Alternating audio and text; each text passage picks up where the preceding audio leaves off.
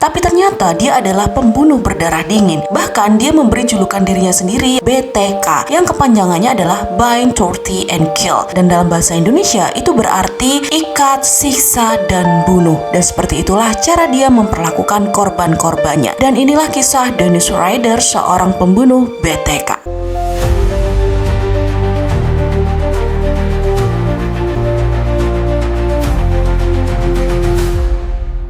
Assalamualaikum warahmatullahi wabarakatuh. Halo guys, welcome back to my channel. Balik lagi bareng aku Putri Nuari.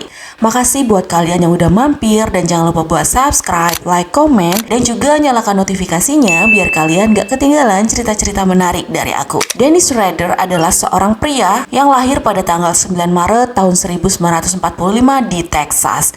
Dia merupakan anak pertama dari keempat bersaudara. Nah, dari sejak kecil, dia ini udah merasa ada yang berbeda dengan dirinya dalam hal fantasi seksual. Dia ini bilang katanya, seorang laki-laki pasti memiliki fantasi, tapi fantasiku sepertinya agak sedikit berbeda. Dan itu didukung dengan kelakuannya ketika dia masih remaja, di mana dia ketika remaja, dia sering sekali menangkap hewan-hewan liar, kemudian mengikat, menyiksanya, sampai akhirnya dia membunuhnya. Selain itu, dia juga melakukan hal-hal yang di luar nalar, di mana dia sering mengikat tangan dan kakinya sendiri, lalu menutupi wajahnya dengan sebuah kain yang berwarna hitam, dan katanya itu untuk memuaskan fantasinya yang kemudian ternyata itu ia gunakan untuk menjerat para korbannya di masa depan.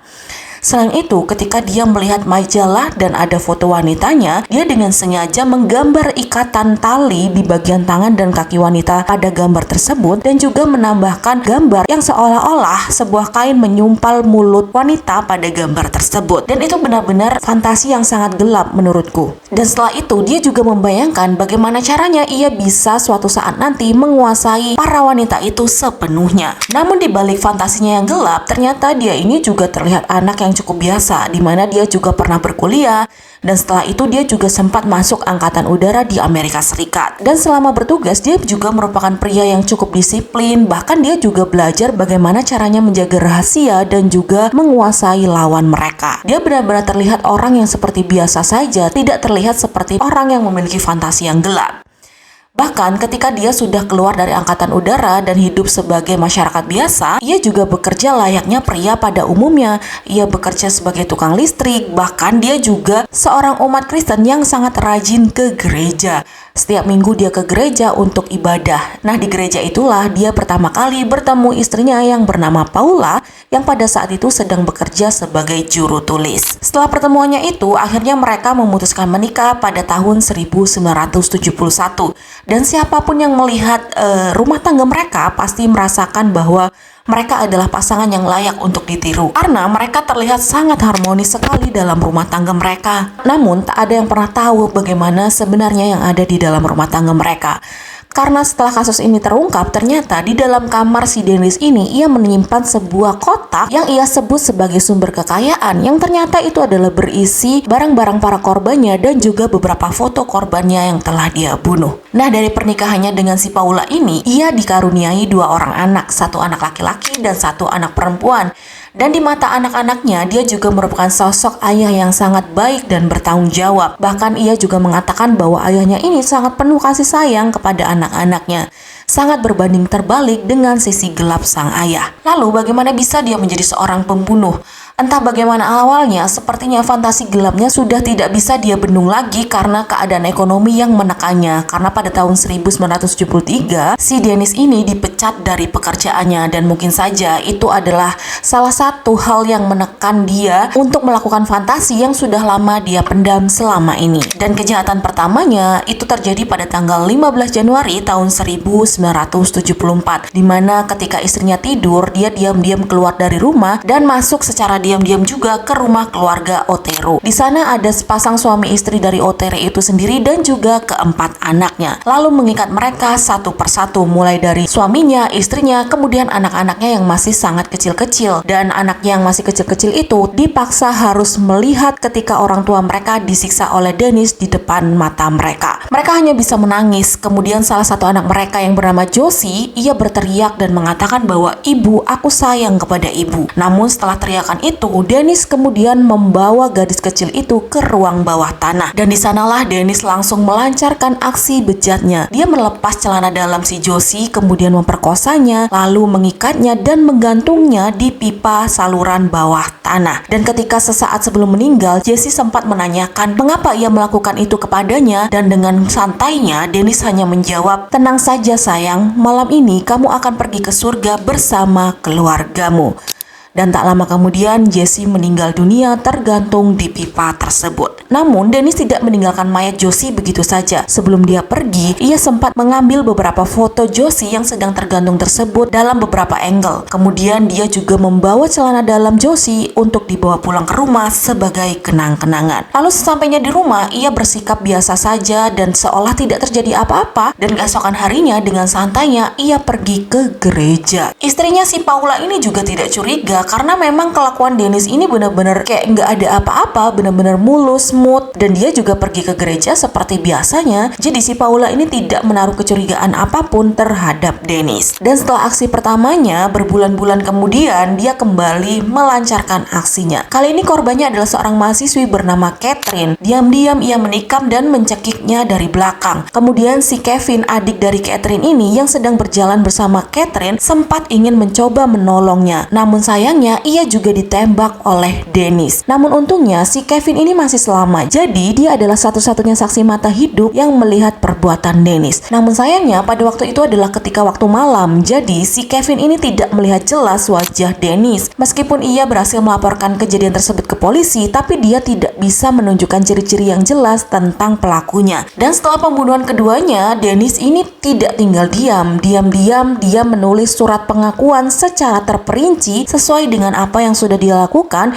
Kemudian surat tersebut ia taruh di salah satu buku yang ada di perpustakaan umum. Dan kemudian setelah itu ia langsung menelpon beberapa surat kabar dan juga kantor polisi untuk memberitahu di mana letak surat tersebut. Dan disitulah pertama kali ia memberi julukan untuk dirinya sendiri, yaitu BTK, yang berarti dalam bahasa Indonesia ikat, siksa, dan bunuh. Meskipun polisi mendapatkan surat tersebut dan membaca semuanya secara terperinci, tapi mereka masih belum bisa menangkap Dennis sebagai pelakunya. Dan kejahatan Dennis pun sempat terhenti ketika istrinya hamil anak pertamanya. Namun itu tidak selang berapa lama karena beberapa saat kemudian dia kembali melaksanakan kejahatannya. Dan selama berpuluh-puluh tahun Dennis ini hidup dalam dua kepribadian yang berbeda.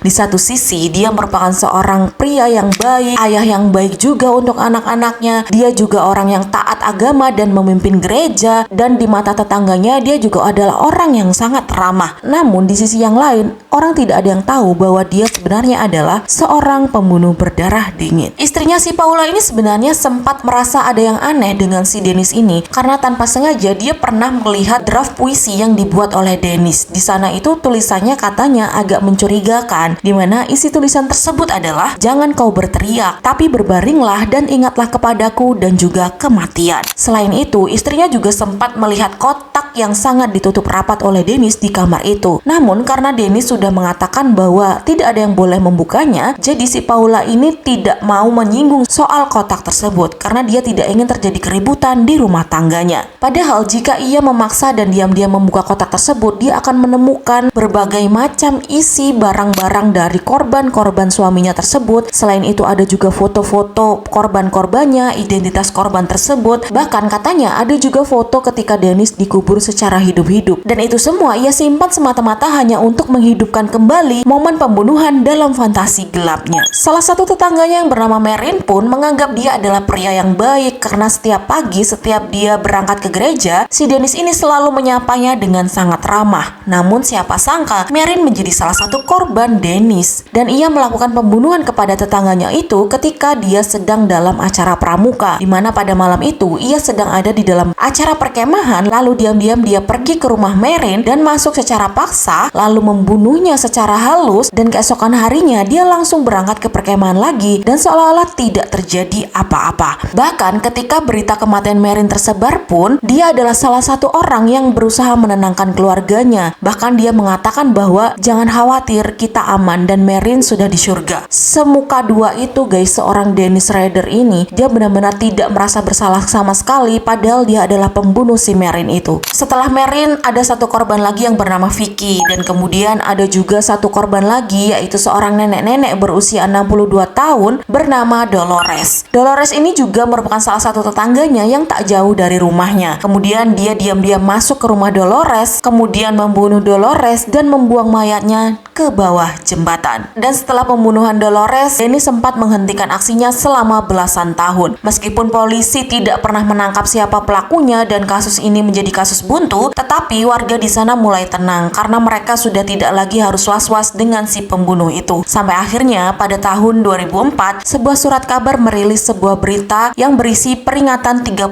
tahun kematian keluarga Otero yang merupakan korban pertama dari Dennis pada waktu itu. Dan ketika Dennis membacanya, rasa sombongnya kembali muncul dan tidak bisa dia tahan lagi. Melihat berita tersebut, ia ingin dunia tahu bahwa sebenarnya pembunuhnya masih hidup dan masih memegang kendali penuh atas semua permainan yang dia ciptakan. Kemudian karena dia ke-trigger dan ingin membuktikan itu semua, ia kembali mengirim lusinan surat ke kantor polisi dan juga ke surat kabar yang berisi beberapa barang milik korban. Ada juga boneka yang diikat bagian kaki dan tangannya dan juga mulutnya disumpal, persis sama seperti apa yang dia lakukan pada korban-korbannya. Dan bahkan dia juga mengirimkan draft buku autobiografi tentang dirinya yang berjudul Kisah BTK. Namun kesombongannya itulah yang akhirnya membuat dirinya tertangkap. Setelah belasan tahun dia berhasil lolos, namun karena rasa sombong dan ingin membuktikan dirinya masih ada itulah yang akhirnya membuat polisi menemukan petunjuk baru. Dennis yang mengirimkan surat-surat tersebut melalui disket komputer yang menganggap bahwa itu tidak akan terlacak, namun ternyata polisi menemukan ada satu file yang belum terhapus, di mana file tersebut yang diperuntukkan ke gereja yang ditulis oleh pemimpin jemaat gereja yaitu Dennis Rader. Dan akhirnya atas temuan tersebut polisi kembali melakukan penyelidikan. Mereka mengambil DNA dari kuku para korban lalu membandingkan dengan sampel hasil pemeriksaan medis milik putri Dennis Rader dan hasilnya sangat cocok 100%. Atas bukti kuat tersebut, akhirnya pada tanggal 25 Februari tahun 2005, Dennis ditangkap di rumahnya di depan anak dan juga istrinya. Anaknya sempat kaget melihat Dennis ditangkap, namun Dennis juga sempat menenangkan anaknya dan ia mengatakan tenang saja, semua akan terbukti. Namun ketika dia masuk ke dalam mobil tersebut, dia malah tersenyum dan mengatakan, baiklah, aku sudah punya firasat ini akan terjadi. Di ruang sidang, si Dennis ini mengaku pada semua 10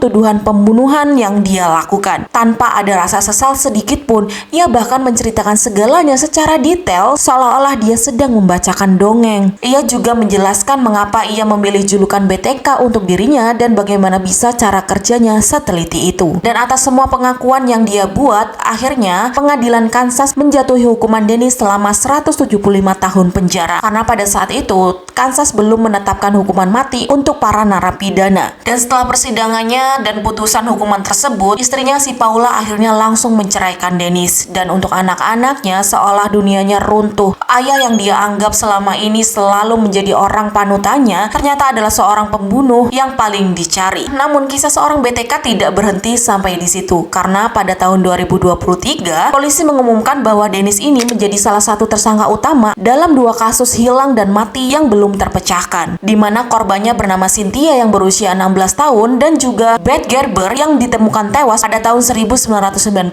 dan dalam keadaan yang persis sama dengan korban-korban si Dennis ini. Kemudian sang putri yang bernama Carrie, ia menuliskan sebuah buku tentang dirinya yang berjudul A Daughter Killer atau anak seorang pembunuh berantai. Dalam buku tersebut dia mengungkapkan bahwa dia menemukan sebuah catatan milik ayahnya yang dimana menurut firasatnya ia juga menjadi salah satu korban seksual ayahnya ketika dia masih kecil. Dan Carrie juga sempat menulis surat untuk sang ayah ketika di penjara dan surat tersebut berisi, apakah aku harus mengagumimu dan apakah aku harus mengakui bahwa kau adalah cahaya hidupku? Aku hanya ingin kau duduk di sebelahku, berbagi jagung bakar bioskop bersamaku, tapi kau tak akan pernah bisa melakukannya lagi. Apakah semua itu sepadan? Dan hingga hari ini Dennis masih mendekam di penjara El Dorado. Saat ini dia berusia 81 tahun dan juga dalam keadaan kesehatan yang mulai menurun. Dan kasus ini juga mengajarkan kita satu hal, bahwa kejahatan itu tidak selalu datang dari orang lain ataupun orang jauh. Bisa jadi kejahatan itu datang dari orang terdekat ataupun orang yang paling kita percaya.